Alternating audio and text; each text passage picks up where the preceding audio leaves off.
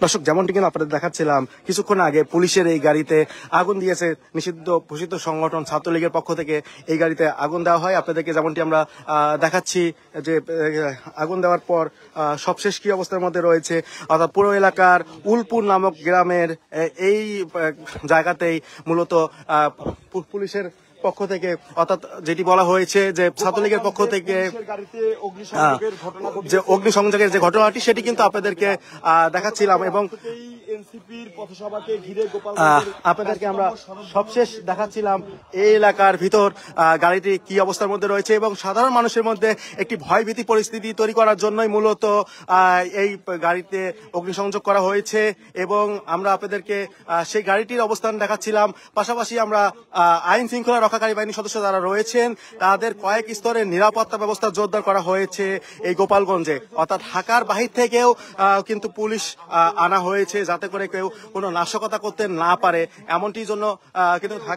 ঢাকার বাহির থেকেও কিন্তু পুলিশ আনা হয়েছে এবং কয়েক স্তরের নিরাপত্তা ব্যবস্থা জোরদার করা হয়েছে। আমরা যেমনটি দেখেছি যে প্রত্যেকটি মোড়ে মোড়ে পুলিশের যে অবস্থানটি সেটি কিন্তু আমরা দেখেছি এবং কিছুক্ষণ আগে পুলিশের এই গাড়িতেই অগ্নিসংযোগ করেছে, যেটি জানানো হয়েছে যে ছাত্রলীগের পক্ষ থেকে এই গাড়িতে অগ্নিসংযোগ করা হয়েছে।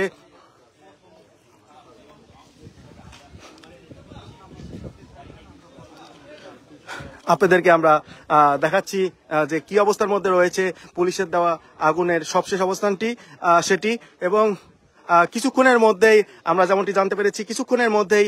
এনসিপি যারা রয়েছেন তারা গোপালগঞ্জে যে প্রবেশপত্র রয়েছেন পুলিশ লাইন সেখানে উপস্থিত হবেন এবং তারা ইতিমধ্যে বরিশাল থেকে কিন্তু রওনা করেছেন, অর্থাৎ বরিশাল থেকে তারা গোপালগঞ্জের পথে তো রয়েছেন এবং তাদেরকে একটি ভয় দেখানোর জন্যই মূলত এই গাড়িতে অগ্নিসংযোগের যে ঘটনাটি সেটি কিন্তু ঘটেছে। আমরা আপনাদেরকে গাড়িটি দেখানোর চেষ্টা করছিলাম যে গাড়িতে অগ্নিসংযোগ করা হয়েছে সেই গাড়িটি আপনাদেরকে সরাসরি দেখানোর চেষ্টা করছি এবং এখনো সেই গাড়িটি এই অবস্থায় রয়েছে এবং পুলিশের পক্ষ থেকে গাড়িটি নিয়ে যাওয়ার যে চেষ্টা সেটি কিন্তু করা হচ্ছে। আপনাদেরকে দেখাচ্ছিলাম আমরা যেমনটি জানতে পেরেছি যে 9টার ভিতর মূলত এই গাড়িতে অগ্নিসংযোগ করা হয়েছে। এর পরপরই মূলত আমরা আপনাদের এইটি শহর থেকে অর্থাৎ পুরো পুলিশ লাইন থেকে একটু দূরে আমরা একটু গ্রাম অঞ্চলে দেখতে পাচ্ছিলাম যে পুলিশের গাড়িতে এমনটি কাজ করা হয়েছে এবং হঠাৎ করে এসে এই অগ্নিসংযোগ করা হয় এবং পুলিশের পক্ষ থেকে যেমনটি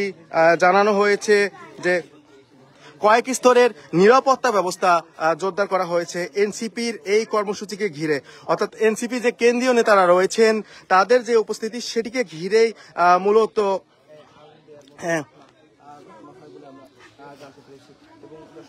তাদের এই কর্মসূচিকে ঘিরে মূলত পুলিশের এমন